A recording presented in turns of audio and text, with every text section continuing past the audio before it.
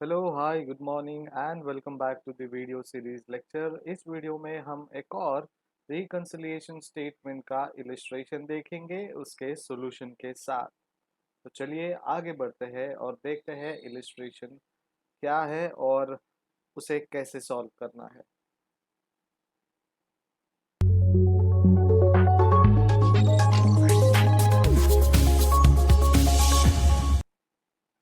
तो illustration number 3 में कहा गया है Harish limited has furnished you the following information from the financial books for the year ended 30 June 2003।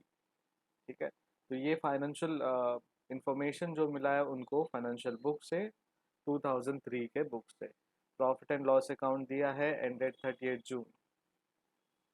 Particular amounts तो देखते हैं। To purchase direct wages, factory overheads, often office and administrative overheads, depreciation, selling expenses, net profit। और यहाँ पे by sales, rent received, profit on sale of investment and closing। तो यहाँ पे profit and loss देने के बाद एक तो क्लियर है कि ये जो चीज़ है यहाँ पे एक नेट प्रॉफिट है और बाकी सारे एक्सपेंडिचर्स है और चार्जेस है, क्योंकि डेप्रिसिएशन हम चार्ज करते हैं, ये सेलिंग एक्सपेंसेस है। ऑफिस या फैक्ट्री ओवरहेड्स हमारे एक्सपेंडिचर्स है, परचेज एक्सपेंडिचर है, वेजेस हम पे करते हैं तो वो भी हमारे एक्सपेंडिचर है। और दूसरी तरफ देखेंगे तो ये यहाँ पर इनकम्स एंड अर्निंग्स है। सेल हमने किया, वहां से पैसे आ रहा है। रेंट हमें मिला और हमने प्रॉफिट लिया इन्वेस्टमेंट से, कुछ सेल किया हमने investment, and then closing stock जो हमारे हाथ में फाइनल स्टॉक बचा है वो। तो इस तरीके से ये जो प्रॉफिट एंड लॉस अकाउंट है 4,08,400 रुपये का होता है। The cost sheet shows the costing profit of rupees 98,850। तो कॉस्ट शीट क्या बताती है? कॉस्ट प्रॉफिट जो 98,850 है और क्लोजिंग स्टॉक जो है 21,400 है। जबकि प्रॉफिट एंड लॉस अकाउंट में 20,400 हमें क्लोजिंग स्टॉक दिखा रहा है। और प्रॉफिट जो है यहाँ पे कॉस्ट के हिसाब से 98,850 है और प्रॉफिट एंड लॉस अकाउंट के हिसाब से 1,01,500 है। तो डिफरेंस है अभी हमारे यहाँ पे प्रॉफिट्स में। फाइनेंशियल स्टेटमेंट देखते हो प्लस कॉस्टिंग के हिसाब से प्रॉफिट देखते हो तो डिफरेंस है। तो अब ये डिफरेंस को कैसे सॉल्व करें? रिकंसिलिएशन स्टेटमेंट बना के। The factory overheads are absorbed at 100% of direct wages and effect and office and administrative overheads are charged at rupees 1 per unit। Office overhead को 100% एब्जॉर्ब कर लिया है, चार्ज कर लिया है।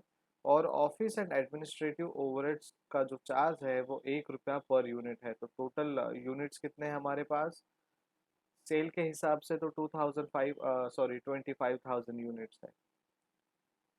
Selling expenses are charge at 10% of gross sale. Selling expenses जो भी यहाँ पे चार्ज हुआ है वो कितना होना है? 10% ऑफ ग्रॉस सेल्स होना है। Depreciation in cost account absorb was rupees 4,000। Cost account में कॉस्ट अकाउंटिंग में डेप्रिसिएशन जो है 4,000 रुपया एब्जॉर्ब किया है, जबकि डेप्रिसिएशन जो है फाइनेंशियल स्टेटमेंट में 5,500 का हुआ है। You are required to prepare. अब देखिए, जब ऐसा कोई क्वेश्चन आता है, लास्ट में कोई स्टेटमेंट दिया जाता है कि you are required to prepare, तो वो सारी चीज़ें मैंडेटरी है, कंपलसरी है। आप ये नहीं बोल सकते कि सिर्फ रिकंसिलिएशन स्टेटमेंट बनाएंगे तो नहीं चलेगा। क्या नहीं चलेगा? अगर आप किसी को डिनर में, लंच में या फिर ब्रेकफास्ट में इनवाइट करते हैं और वो कहते हैं कि स्पाइसी ज़्यादा मत बनाइए, तो you have to follow that terms and condition. तो वैसे ही यहाँ पे जब बोलते हैं you are required to prepare number one a statement showing as per cost account for the year ended 30 June 2003। अब ये है क्या है? Statement showing account for the year ended 30 June. हमने पिछले दो सम्स में तो नहीं देखा। तो ये आपको जो आपका पहला चैप्टर है कॉस्ट शीट, उसके हिसाब से आपको कॉस्ट अकाउंटिंग का कॉस्ट शीट बनाना है सबसे पहले। Secondly, statement showing the reconciliation of profit disclosed in cost account with profit shown in the financial account. तो रिकंसिलिएशन स्टेटमेंट बनाना है जो कॉस्ट अकाउंटिंग में डिस्क्लोज हुआ और जो आपने फाइनेंशियल अकाउंटिंग में बताया। तो चलिए सॉल्यूशन देखते हैं क्या है। तो solution profit as per cost account हमें निकालना है, तो ये बेसिकली कॉस्ट शीट हम बनाएंगे। ठीक है। और कॉस्ट शीट जो है यहाँ से चालू होगा, purchases, add direct wages, prime cost. ठीक है। जो भी फैक्ट्री ओवरहेड्स है, ऑफिस एंड एडमिनिस्ट्रेशन ओवरहेड्स है, कॉस्ट ऑफ प्रोडक्शन है, कॉस्ट ऑफ गुड्स सोल्ड है, सेलिंग एक्सपेंस है, ये सारी चीज़ें हमें कैलकुलेट करने के बाद हमें प्रॉफिट जो है यहाँ पे फाइनली मिलेगा। कॉस्टिंग प्रॉफिट या profit, cost account profit, profit as per cost account, आप कुछ भी नाम दे सकते हो बट कॉस्ट आना ज़रूरी है। ठीक है। तो देखिए, हमने सबसे पहले परचेजेस लिया, देन वेजेस ऐड किए, तो हमें मिलेंगे प्राइम कॉस्ट, और प्राइम कॉस्ट में हम ऐड करेंगे factory overheads at 100% on direct wages. जितने डायरेक्ट वेजेस थे उसी के 100% हम फैक्ट्री ओवरहेड्स ले रहे। दैट मीन्स अगर डायरेक्ट वेजेस 52,500 है तो फैक्ट्री ओवरहेड्स भी 52,500 होना चाहिए। ठीक है। अगर वो कहते कि 50% ऑन डायरेक्ट वेजेस, तो 52,500 का जो है 50% हम लेते थे, तो on and around approximately it will come to 26,000 या फिर 25,500 और 26,000 अराउंड। ठीक है। तो ये हमें ध्यान रखना है।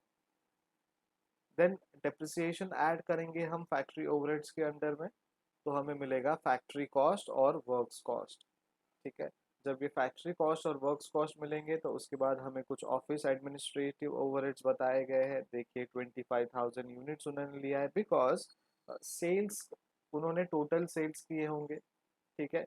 क्योंकि यूनिट्स का हमें कहीं और जिक्र नहीं है, यूनिट्स के बारे में हमें कहीं और नहीं बताया है, और किधर क्वेश्चन में ना एडजस्टमेंट में उन्होंने बताया है, ना ही उन्होंने हमें कहीं और सेपरेटली बताया है। ठीक है। तो ये ध्यान रखना है कि यूनिट्स जो है कहाँ से है और हम लोग कैसे ये कैलकुलेट करेंगे। तो 25,000 यूनिट्स रुपीज़ वन, तो एज इट इज़ जो अमाउंट है पर यूनिट के हिसाब से 25,000 आएंगे, एंड देन मिलेगा cost of production. And cost of production के बाद हमारे पास रहेगा closing stock of finished goods. और ये closing stock of finished goods के बाद हम जब cost of goods sold add करेंगे, सॉरी क्लोजिंग स्टॉक जब हम लेस करेंगे तो हमें मिलेंगे कॉस्ट ऑफ गुड्स सोल्ड। और उसके बाद सेलिंग एक्सपेंस को ऐड करना है, मिलेगा कॉस्ट ऑफ सेल्स। जो प्रॉफिट हमारे क्वेश्चन में दिया था वो कॉस्ट जो है कॉस्टिंग प्रॉफिट, वो हमें यहाँ पे ऐड करना है कॉस्ट ऑफ सेल्स में, और हमें टोटल सेल्स जो है वो मिलेगा। तो बेसिकली सब चीज़ हमारे पास है, हमें सिर्फ स्टेटमेंट में ऐड करते जाना है, और जो चीज़ लेस होने वाली है वो लेस करते जानी है। अब देखिए क्लोजिंग फिनिश गुड्स जो है वो एक ही चीज़ है। ठीक है, एक ही एंट्री है, और कहीं पे भी हमें किसी क्लोजिंग का कुछ जिक्र नहीं है। तो प्रोफॉर्मा हमारे पास, हमें पता है कॉस्ट शीट कैसे बनाते हैं। ठीक है, सिर्फ हेडिंग देना है profit as per cost account, purchase से शुरू करना है और सेल्स पर जाके एंड करना है। तो ये हमारा स्टेप वन है सॉल्यूशन का। Step two of solution is reconciliation statement. देखिए प्रॉफिट एज फाइनेंशियल अकाउंट, हमने प्रॉफिट जो है फाइनेंशियल अकाउंट से लिया है 1,01,500। ठीक है। 1,01,000 जब 500 हम लोग लेते हैं तो उसमें ये देखना है कि कॉस्ट में क्या इंक्लूडेड है और क्या इंक्लूडेड नहीं है। ठीक है। तो यहाँ पे over valuation of closing stock in cost account, over valuation किया है क्लोजिंग स्टॉक कॉस्ट अकाउंटिंग में, तो उसका ओवर वैल्यूएशन जो है फाइनेंशियल अकाउंटिंग में भी दिखना चाहिए, इसलिए यहाँ पे हम ऐड कर रहे हैं। Under absorption of factory overheads है यहाँ पे। अब ओवर एब्जॉर्प्शन और अंडर एब्जॉर्प्शन, ठीक है, ओवर वैल्यूएशन मतलब ज़्यादा वैल्यू करना, अंडर एब्जॉर्प्शन मतलब यहाँ से कम चार्ज करना। then under absorption of office and administrative overheads and depreciation under absorbed in cost account। so basically cost account में जो भी है, ठीक है, वो हमें यहाँ पे कैलकुलेट कर लेना है, जो फाइनेंशियल अकाउंटिंग में हमने मेंशन नहीं किया था। ठीक है। क्लोजिंग स्टॉक जो है डिफरेंस वहाँ का हमने लिया है। क्वेश्चन में जब हम देखेंगे तो क्लोजिंग स्टॉक 20,400 है और कॉस्ट अकाउंटिंग में 21,400 है, तो इस वजह से उसका जो डिफरेंस है 1,000 रुपये का हमें फाइनेंशियल अकाउंटिंग में ऐड करना ज़रूरी है। ठीक है।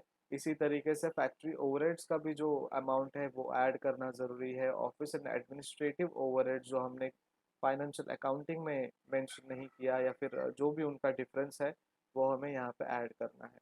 तो बेसिकली ये अमाउंट एक तो डायरेक्ट हो सकता है क्योंकि उसका मेंशन कहीं और पे नहीं है, डबल एंट्री नहीं है उसकी। अगर डबल एंट्री है तो उनका जो डिफरेंस है वो हमें टोटल लेना है और प्लस जो प्रॉफिट है उसमें ऐड करना है जो भी हमने नए एडजस्टमेंट्स को एडिशन दिया।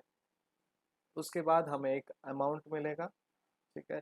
उसमें हमें लेस करना है over absorption of selling expenses in cost accounting. देखिए, सेलिंग एक्सपेंसेस जो है हमारे यहाँ पे 35,500 था एज पर फाइनेंशियल अकाउंट। ठीक है। लेकिन जब हम कॉस्ट अकाउंट देखते हैं तो selling expenses are charge at 10% of gross sales. ठीक है। तो ग्रॉस सेल्स कितना है 37,000, 3,75,000। इसका जब हम 10% लेंगे तो 37,500 होगा। तो 35,500 माइनस 37,500। ठीक है। तो वैल्यू में डिफरेंशिएशन कितने का आ रहा है, तो हमारे पास यहाँ पे आंसर है ये 2,000 रुपये। ठीक है। तो ये डिफरेंस हमें लेना है। उसके बाद rent received in charge in financial account 1,300। Profit on sale of investment charge in financial account 11,700। Profit as per cost. Right. तो हमें क्या करना है, सबसे पहले फाइनेंशियल अकाउंट्स को लेना है, उसके बाद हमें जो एडजस्टमेंट मिला है उस हिसाब से एडिशन एंड डिलीशन यानी ऐड और सब्सट्रैक्ट करना है, और उसके बाद जो कॉस्ट अकाउंटिंग का प्रॉफिट है वो हमें मिलेगा। यानी ये प्रॉफिट और ये प्रॉफिट हमने जस्टिफाई कर दिया और रिकंसिलिएशन स्टेटमेंट को पूरा किया। ठीक है। Thank you so much for watching. Keep practising and keep studying. Bye bye.